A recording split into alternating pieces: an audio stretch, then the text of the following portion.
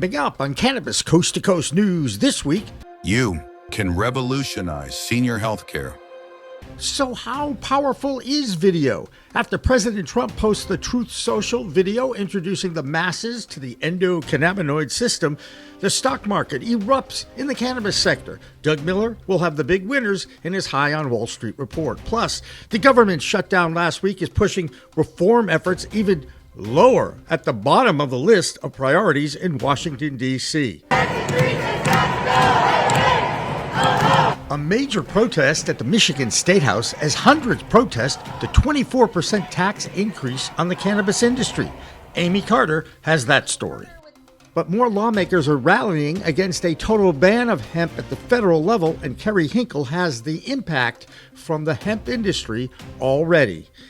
Add Florida to the list of states that no longer can use the smell of cannabis as a reason for illegal searches of vehicles, while California bans intoxicating hemp products and puts them inside licensed cannabis dispensaries. What impact will that have on the nation's largest cannabis market as the industry readies for another market adjustment? Plus, Shannon O Brien is back in charge of the Cannabis Control Commission in Massachusetts after 2 years that included a suspension, a firing, and a reinstatement. And despite 24 legal adult use states in America, 40 have decriminalized with medical programs, Normal reports that 600 people a day are still getting arrested for cannabis possession and nonviolent crimes. All that and state reports on Cannabis Coast to Coast News next.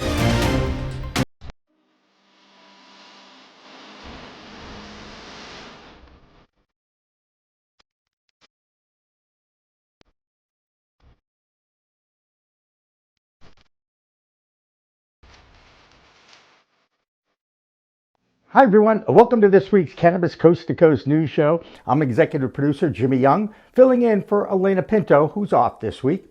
I will have some help, however, from our Cannabis Coast to Coast News team. I am Kimmie Cannabis in Oklahoma. I'm Curtis Emery from Worcester, Massachusetts. I'm Amie Carter from Michigan. I'm Tina Tasaka in Nevada. First up this week, hey, did you happen to hear that the two-party political system we have in this country continues to solidify the political divide where our lawmakers can't agree on anything, including staying open for business?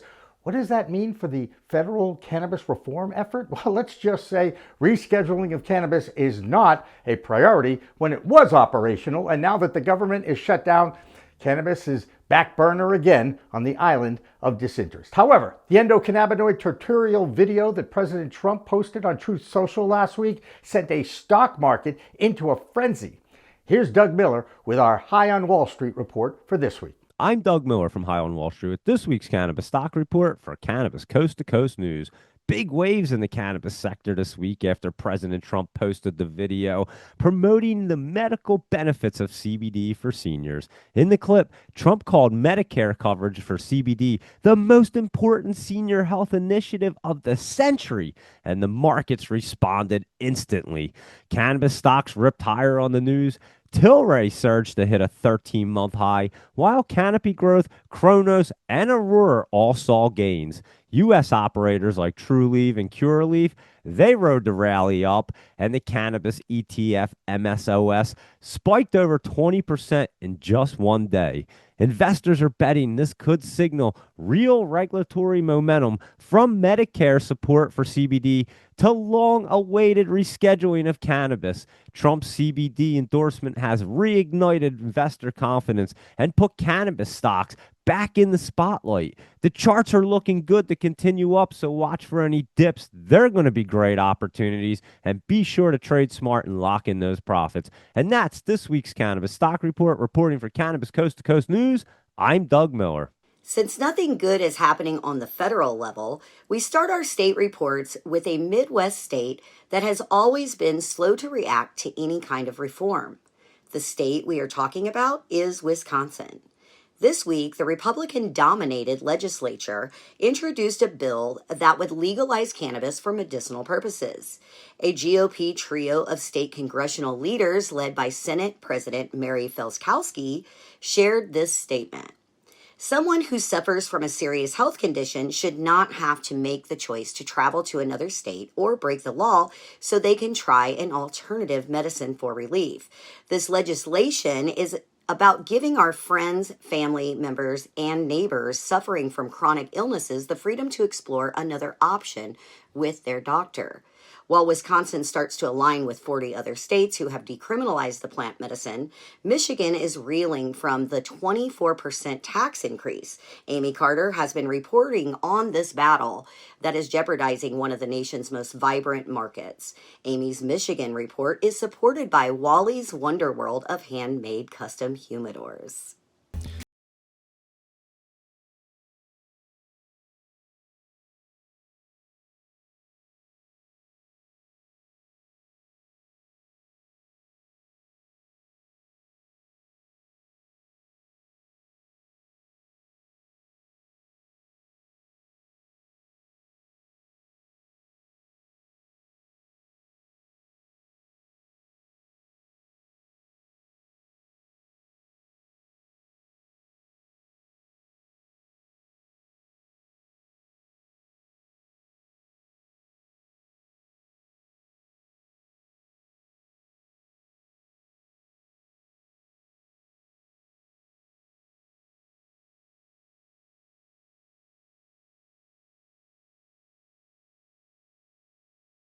Again. I'm Amie Carter with Michigan Weedsters, and this is your Michigan Report for Cannabis Coast to Coast News. It has been a difficult week for Michigan cannabis. Despite our efforts and massive protests at the Capitol, the budget has passed, lacking in a crushing new tax. Starting January 1st, 2026, a 24% wholesale tax is being added to our cannabis. This is on top of existing taxes, making Michigan one of the most heavily taxed markets in America.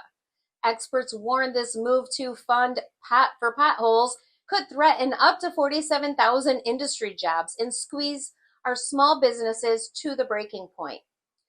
To our friends in neighboring states, especially Ohio, Indiana, and Illinois, we are genuinely sorry. Our highly competitive, low prices that brought you over the border are now jeopardized. This massive tax hike means that soon driving to Michigan will simply no longer be cost effective for many of you. And we understand that border sales, which account for a huge slice of our revenue, will take a major hit. Consumers here are fighting back with the most powerful tool they have, the Michigan Medical Marijuana Act. The MMMA is a voter-initiated law passed by 2/3 majority in 2008, and its protections cannot be ignored. Many consumers are now returning to the medical card system for tax savings and for the ultimate workaround, the caregiver program. Remember, under the MMMA, a registered caregiver can assist up to 5 patients, cultivating an impressive 72 plants in total right at home. They can try to tax the storefronts, but they can't tax our gardens. To the 17 senators who voted no, thank you for standing with the voters. And to the 19 senators who voted yes, overriding the will of the people, we will absolutely remember you at the ballot box. We have a lot of work to do in Michigan. If you are looking to unite and protect both the spirit and the letter of our voter-passed laws, please visit MichiganWeedsters.com to become a member for only $4.20 a year. I'm Amie Carter with Michigan Weedsters for this week's Cannabis Coast to Coast News. While the federal government has shut down operations and federal workers are trying to figure out how long they have to wait to get their next paycheck, there's some movement on the hemp front. Lawmakers in Washington, D.C., who want to try to ban all intoxicating hemp, are suddenly more willing to listen to the pro-hemp lobby, as Kerry Hinkle tells us in his weekly hemp report. I'm Kerry Hinkle with Bayou City Hemp out of Houston, Texas, and I'm back again with another hemp report for Cannabis Coast to Coast News. This week, we saw a huge development on hemp and cannabis policy at the federal level with President Trump's Sunday night Truth Social post endorsing the 2018 Farm Bill, full spectrum CBD, and educating the general public on what the endocannabinoid system is. Now, we at Bayou City Hemp work with politicians on both sides of the aisle and have been working, especially in the last few months, on the Andy Harris and Mitch McConnell ban language. And what this Truth Social post has allowed us to do is A lot of times, some of these offices are hard to get on the horn. They have a million other issues to worry about. But those Republican offices that may have not been wanting to get on the horn with us recently, that also want to align with pretty much everything that President Trump says, I was able to send them this video and got very quick responses and was able to get on the horn with some very important Republican lawmakers to educate them on this hemp ban, why President Trump's video is so important, and that if you want to align with general public polling, but as well as the president's messaging, this is the side of the issue that you should be on. Now, we have talked with folks in the White House and understand that sometimes President Trump just gets on the golf course, a video shared in front of his face. And does that mean that he really understands the implications and what this market does? Is he even aware of what Andy Harris is trying to do? Are things that we as an industry are still trying to figure out? But I will add that this is another smoke signal and indication of where President Trump lays on the issue of hemp and cannabis. And maybe those in the inner circle are the ones still needing to figure out where the president's overall policy will end up landing. But for advocates like me, it's been very helpful to be able to send this message to those on the fence and educate them on what's currently happening and how they can support and align with the president's messaging. So big win for us, but again, we are still awaiting as the Andy Harris Agapropes hemp ban language looms with the government shutdown in full effect. Again, I'm Kerry Hinkle with Bayou City Hemp, and I'll see you again next week for another hemp report for Cannabis Coast to Coast News. We'll see you then. We here in Michigan are all too familiar with the ups and downs of the price structure of cannabis in a mature market. Now there's another market that is imploding, and it is one of the first states who legalized the plant for adult use in 2012. It's Colorado. The lessons of supply and demand are being felt throughout that market and sending many regular users away from the legal market back to the legacy world. Jenny Germano has more from her state of Colorado. I am Jenny Germano with ICS Consulting. This is the Colorado Report for Cannabis Coast to Coast News. Colorado's cannabis market just hit a new milestone, and not the good kind. Despite fewer growers and attempts to stabilize supply, wholesale cannabis prices have plunged to a historic low, raising concerns about the industry's future. According to the Colorado Department of Revenue, the average market rate for wholesale flower is now about $649 per pound, tying the lowest price ever recorded in the state.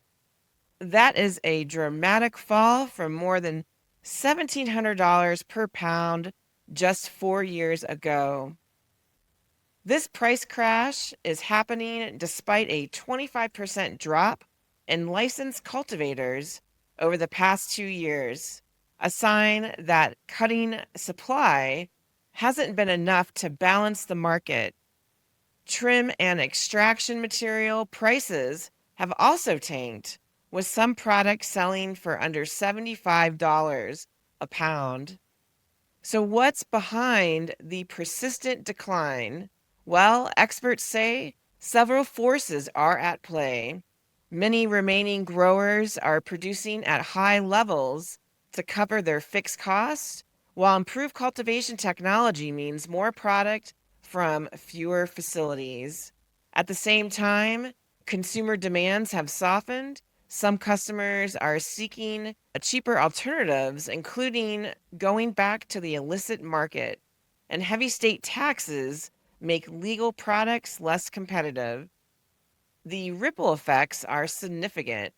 Dozens of well-known brands and dispensaries have closed or sold locations, and overall cannabis sales have dropped from $2.2 billion in 2021 to about $1.4 billion last year, the lowest in 7 years.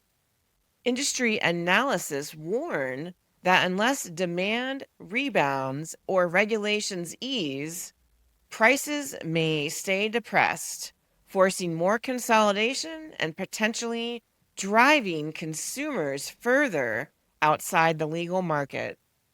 For Colorado, once the gold standard for regulated cannabis, this price slump is a wake-up call.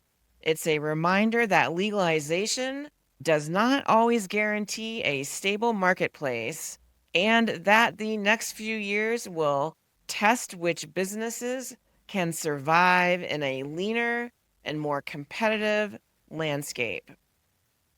I am Jenny Germano with ICS Consulting reporting for Cannabis Coast to Coast News. The largest cannabis market in the United States remains California, and they've gone through some major legal changes in the recent past. But some good news from that state was reported last week by Dina Nageb, who informed us that Gavin Newsom's proposed tax hike on cannabis, which he was aiming to push through its executive power, was stopped by his state legislature, which rolled back that increase and made sure it remained at the current 15%. Newsom was, however, successful in banning all intoxicating hemp products that were not recognized in the legal cannabis industry. That infrastructure is being doled out amongst the legal cannabis industry, but the full impact of this banning on the total hemp market is yet to be seen, as it is quite new. Oklahoma is a similar state working through a similar problem in which two hemp-based markets seem to be pitted against each other, legal cannabis and intoxicating hemp products. And for more on that, we're going to head over to Kimmie Cannabis in Oklahoma. I am Kimmie Cannabis from Can I Talk About It with the Oklahoma Cannabis Report for Cannabis Coast to Coast News. On Wednesday, October 1st, the Oklahoma Bureau of Narcotics Marijuana Enforcement Team served a search warrant at Harvest Health Dispensary in Sand Springs as part of an ongoing criminal investigation. Agents seized more than 4,100 marijuana plants, over 550 pounds of processed cannabis, and various other marijuana products, citing cultivation and sales without an active OBN registration. Arrests are pending as the investigation continues. While law enforcement continues to pour resources into cannabis enforcement, another story this week highlights the stark imbalance in our justice system. Robert Morris, founder of Gateway Church and a well-known religious leader with ties to President Donald Trump, has been sentenced to 10 years in prison for indecent conduct with a child. Yet he will only serve 6 months behind bars, followed by 9.5 years of probation. The abuse occurred back in 1982 when Morris was a traveling evangelist in Osage County, Oklahoma, and he is now required to register as a sex offender. It raises a serious question. Why are pedophiles getting less prison time than people who grow or sell a plant? Cannabis helps children and adults heal, physically, emotionally, and mentally, while crimes like these destroy young lives, often creating the trauma and mental health struggles that plant medicine can help relieve. That's it from Can I Talk About It with your Oklahoma Cannabis Report for Cannabis Coast to Coast News. I am Kimmie Cannabis. Peace, love, and all that good stuff.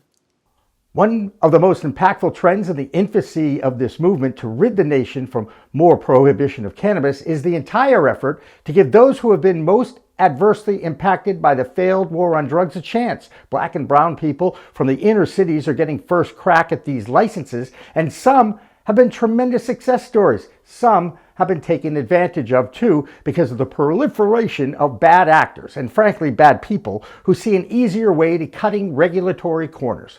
This industry is not easy to survive in, and the more business guidance and consulting you could get before you commence operations will at least give you all a fighting chance to make it. Another group that's starting to embrace the opportunity are the indigenous communities on native lands. They are now holding some major conferences featuring many leaders of their movement. And here's Tina Tasaka with a preview of what's coming up. I'm Tina Tasaka with 420 Technologies and Iconic Representation, and this is the Nevada and Tribal Nations Report for Cannabis Coast to Coast News.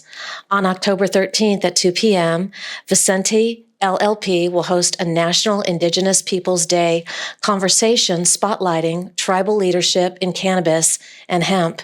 In partnership with several leading associations that will be speaking and Native law experts, the event will explore tribal sovereignty, self-regulation, plant medicine traditions, and the future of equitable cannabis and hemp policy.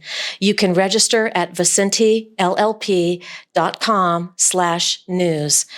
Panelists include John Cartier, Omaha Tribe of Nebraska, Christopher Murray, Leech Lake Band of Ojibwe, Rob Pirro, Indigenous Cannabis Industry Association and Paradigm LLC, Mary Jane Oatman, Indigenous Cannabis Industry Association and Tribal Hemp and Cannabis Magazine, Jason Tarasic and Brian Vicente, both with Vicente LLP, Alicia Fall, Her Many Voices Foundation, Michael Decora, St. Croix Chippewa Indians of Wisconsin. Don't miss this unique discussion that honors Indigenous sovereignty and innovation shaping the cannabis and hemp industries.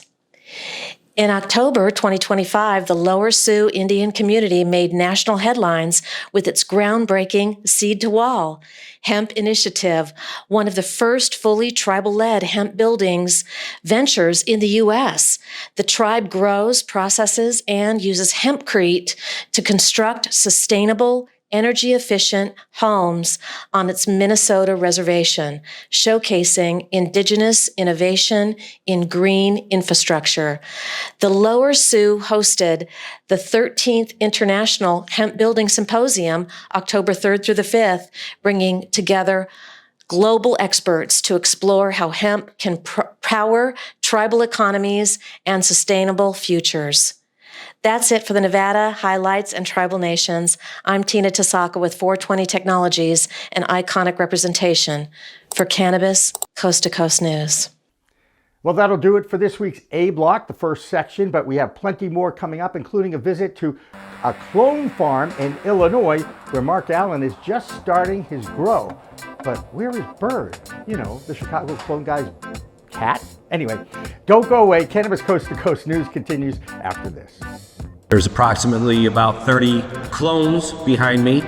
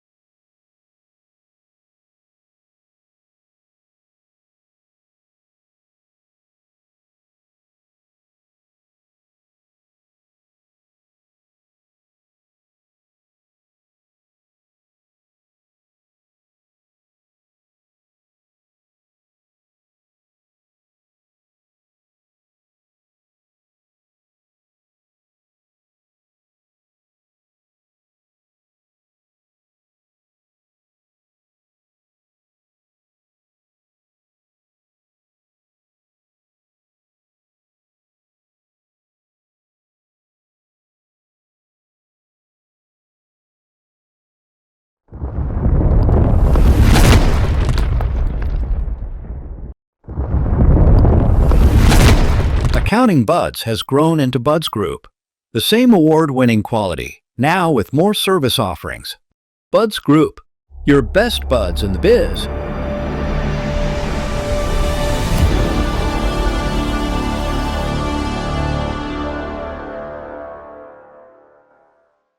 Looking for PR that over-delivers on expectations? At Maverick Public Relations, they pair big agency experience with personalized attention.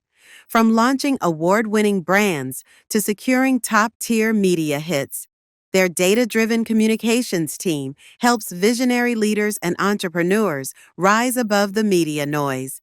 Maverick PR is responsive, collaborative, and relentless about results and ROI.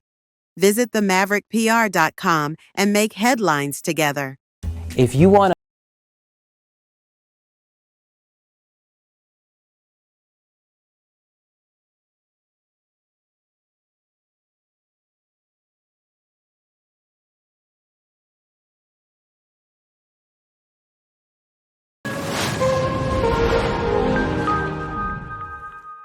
Welcome back to Cannabis Coast to Coast News. I'm Tina Tasaka, and this is the B block, or second section of our news show.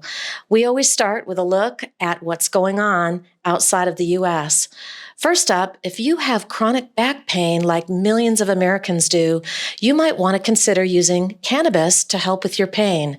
Results from a controlled study out of Hanover, Germany, were published in the journal Nature. The study followed 800 patients split into two groups. 50% received an extract containing cannabinoids, including a microdose of THC, while the other half received a placebo.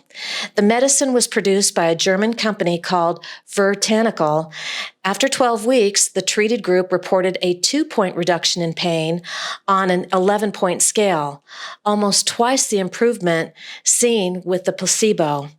Dr. Michael Karst, the study's author, reported that cannabis can significantly reduce pain and improve physical function in patients with chronic low back pain without the safety concerns commonly associated with opioids. Dr. Karst is a pain specialist at the Hanover Medical School and a consultant for Vertanical. Our regular reporter in the UK, Dave Barton, attended a hemp conference in Iceland this week. Here's his report. I'm Dave Barton from Thermador with your UK Cannabis report for Cannabis Coast to Coast News. A new study shows that full-spectrum cannabis extracts offer significant pain reduction in patients with chronic lower back pain. The Phase 3 trial evaluated VER01, a full-spectrum sativa extract, in 820 people and found that more than half achieved at least a 30% reduction in pain, alongside improvements in sleep quality and physical function. The study, conducted at Hanover Medical School in Germany, has been praised by medicinal cannabis advocates in the UK, including former government drugs policy advisor, Professor David Nutt. That's all for this week's UK report. I'm Dave Barton from Thermador, reporting for Cannabis Coast to Coast News. This is Debi Facey with the Canadian Coast to Coast Cannabis News Report. So what we have in Canada this week is some great news when it came to the pain management. So what we had was a test that they did for a 12-week or 12-month period, which is a year. It was to use the sesame seed oil with a full spectrum cannabis extract, which is most likely RSO. And what they did was they were able to utilize this test and see that over, not only did the pain management actually become way more manageable, avoiding any sort of opiates that are going to be normally prescribed, but it had helped over 500 million people worldwide throughout this whole trial period, which is a great scientific fact, especially when it comes to us creating more pain management, especially when it comes to the cannabis industry. So this is a great thing. The next thing that we have in Canada is that we are now using the overall GSM-1 barcode system, which means that this standard barcode system is going to be something that is going to be a lot easier for more of these LPs and stores to be able to follow along when it comes to their stock, when it comes to their batches, as well as any recalls that have to be done. So when it comes to Canada, this is Debi Facey with your Canadian Coast to Coast Cannabis News Report. Peace. If you are thinking of a trip to Florida, you might be relieved to know that Florida's police can no longer use the smell of cannabis as a reason to stop and search your car. This week, the District Court of Appeals in Florida's 2nd District ruled on a case where a man on probation was stopped because of the smell of cannabis in his vehicle. The police ordered the occupants out of the car and then conducted what was actually an illegal search when they found weed in the vehicle. Now, the judge's opinion set the record straight for law enforcement. Judge Nellie Kuzam's decision said, quote, "For generations, cannabis was illegal in all forms, thereby rendering its distinct odor immediately indicative of criminal activity. But several legislative amendments over the years have fundamentally changed this definition and the regulation. The cumulative result is that cannabis is now legal to possess in multiple forms, unquote. Illinois is still trying to figure out what to do about the very same issue, but right now our Illinois guy Mark Allen is ready to launch his clone operation just outside of Chicago. Here's Mark, the Chicago clone guy. What's up, everybody? I'm Mark Allen, the Chicago Clone Guy, reporting from just outside of Chicago, Illinois, at the Chicago cloning facility. And what you see behind me is the beginning of the clone nursery. There's approximately about 30 clones behind me. And there are 9 different strains from breeders all across the country.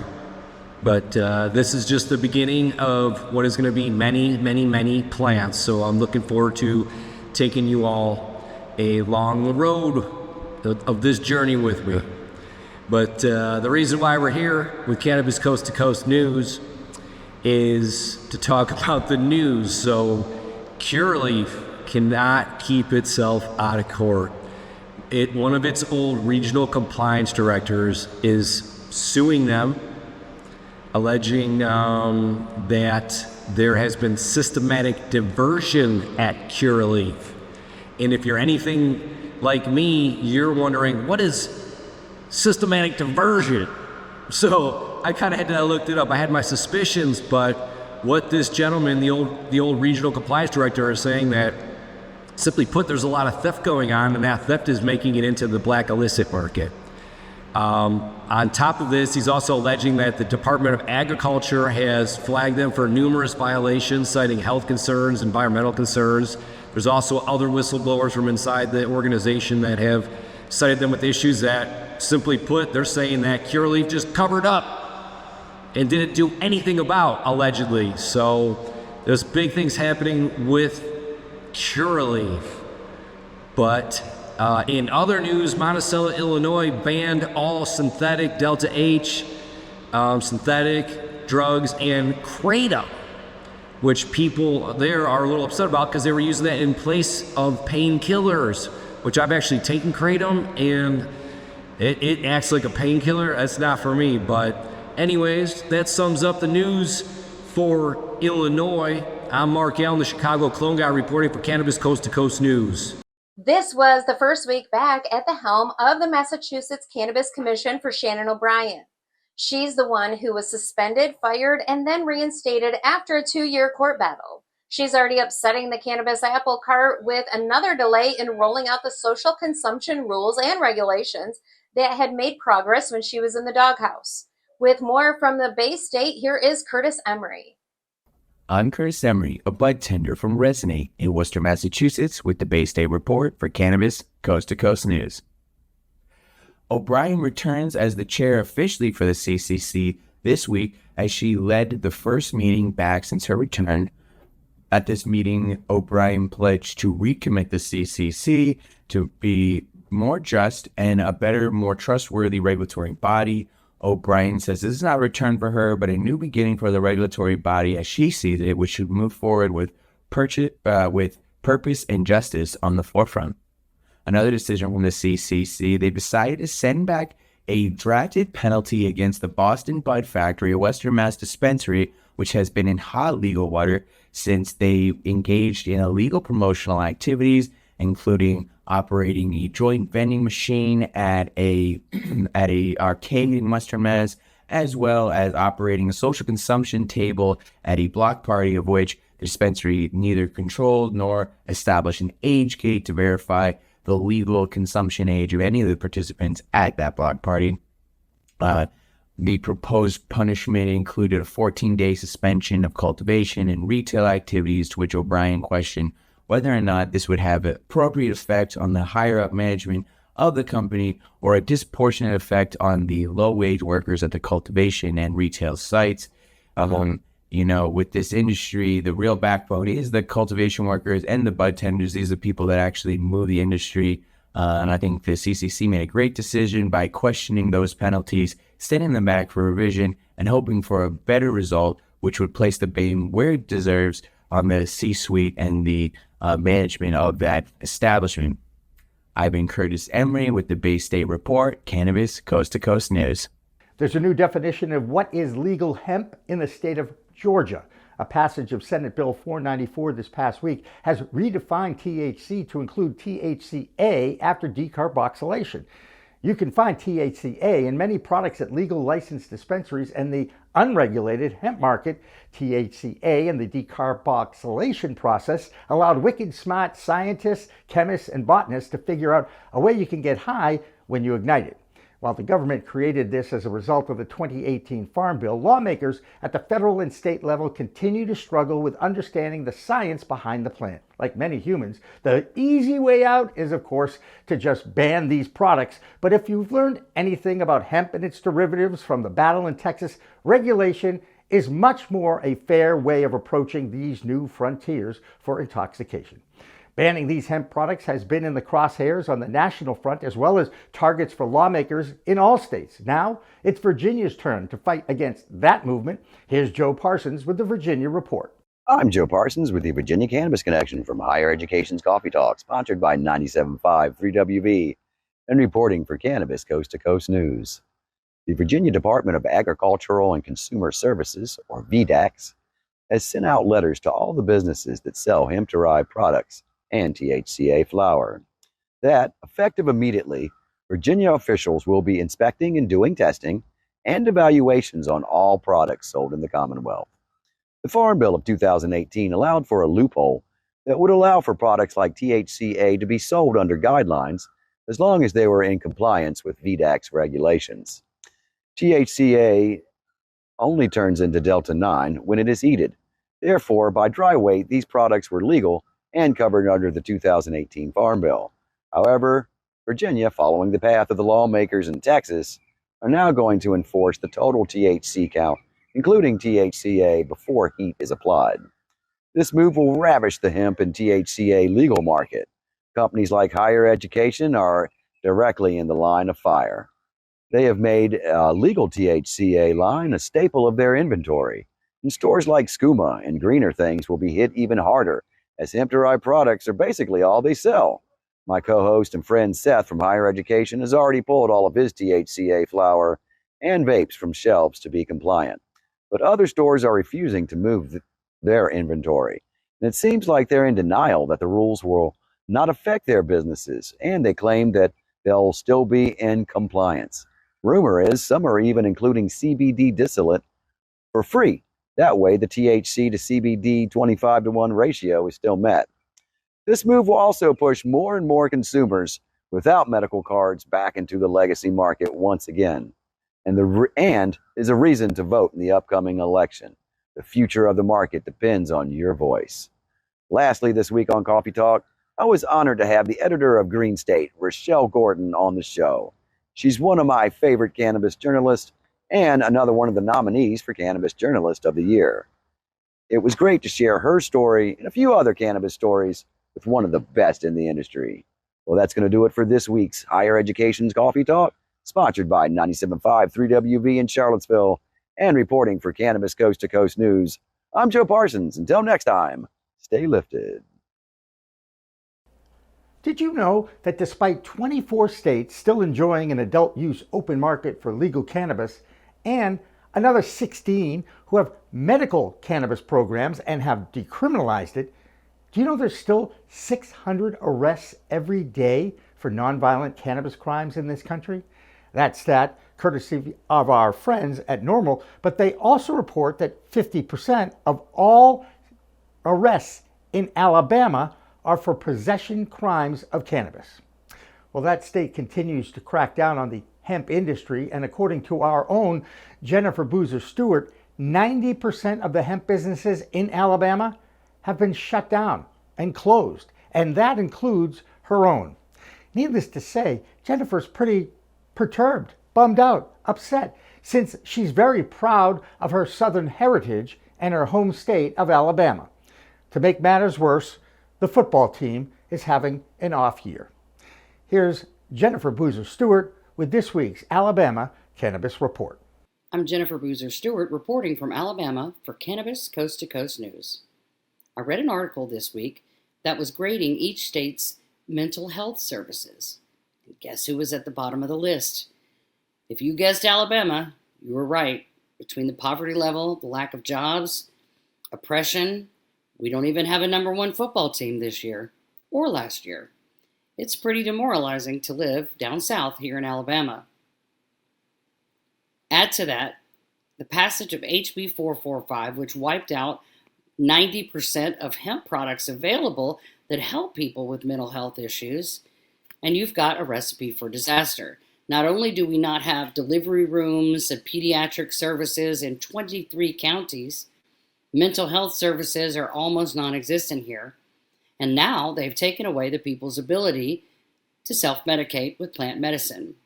Interestingly enough, the 3 states who scored the highest for mental health services, New York, New Jersey, and Hawaii, are all fully legal states. You would think Alabama wouldn't want a bunch of people with mental health issues running around on top of all the other problems that we have with drugs and violence and crime. But hey, roll Tide. I'm Jennifer Boozer, reporting from Alabama for Cannabis Coast to Coast News. The state of Ohio is enjoying a boost in sales thanks to the new pre-roll laws, and they still have plenty of other issues that they have to deal with considering they have a prohibitionist-leaning legislature.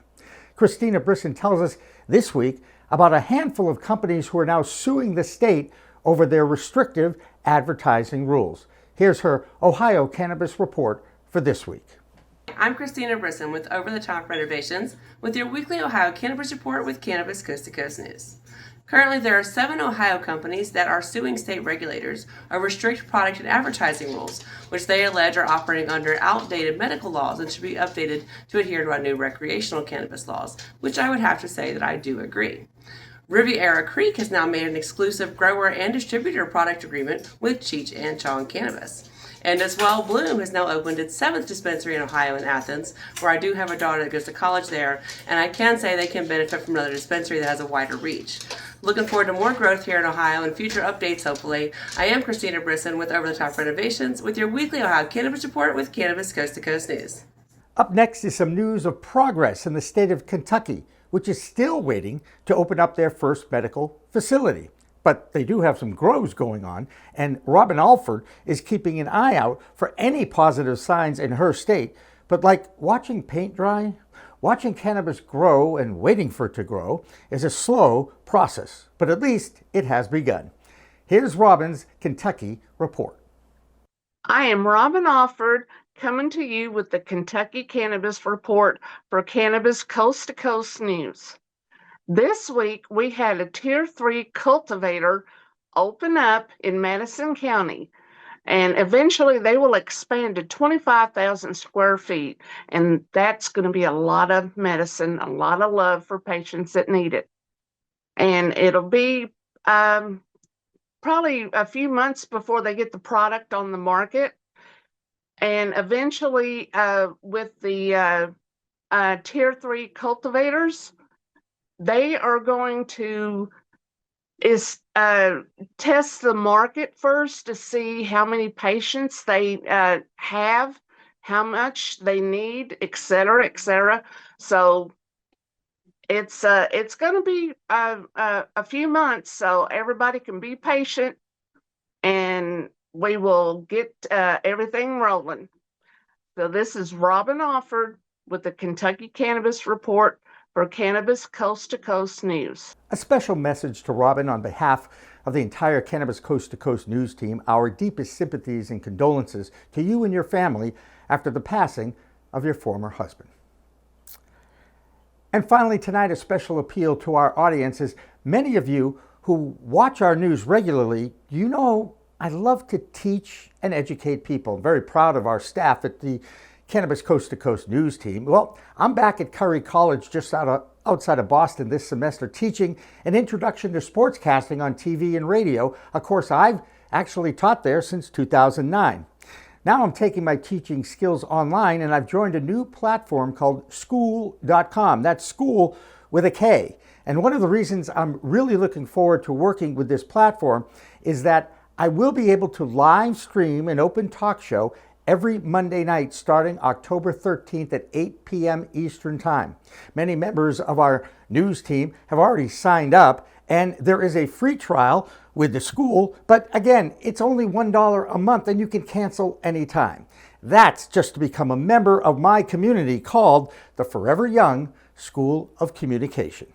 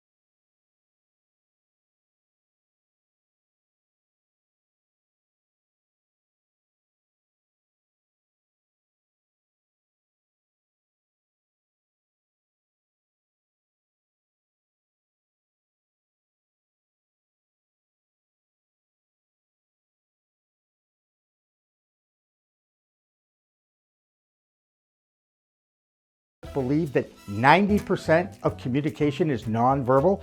Do you make eye contact? Do you talk with your hands, like I do? Is your handshake firm or wimpy? All these skills will help you build your confidence by putting the phone down and actually talking to people. Do you have a personal elevator pitch? Who are you? Where are you from? What do you do for a living? What distinguishes you or differentiates you from others who might be applying for the same job? I've got 10 one-hour lessons that I'll be offering to individuals or in groups of 5. I call the workshops EPIC. That's E for enunciation, P for pronunciation, I for inflection, and C for cadence. I'll also be offering a free 1 hour, once a week call-in show where you could just join me to ask any questions you want. I've got a background in sports, so I love to talk about that, but I've also built a network for one of the most controversial industries in modern society. That's right, it's the cannabis industry. I'm the executive producer of the nation's only TV news-style show called Cannabis Coast to Coast News with the very talented Elena Pinto. Now, it's all about learning how to talk, to speak, to communicate like a broadcaster. It's epic! So join my community that I'm calling the Forever Young School of Communication. Sign up for the first course, Teaching Generation Text to Talk.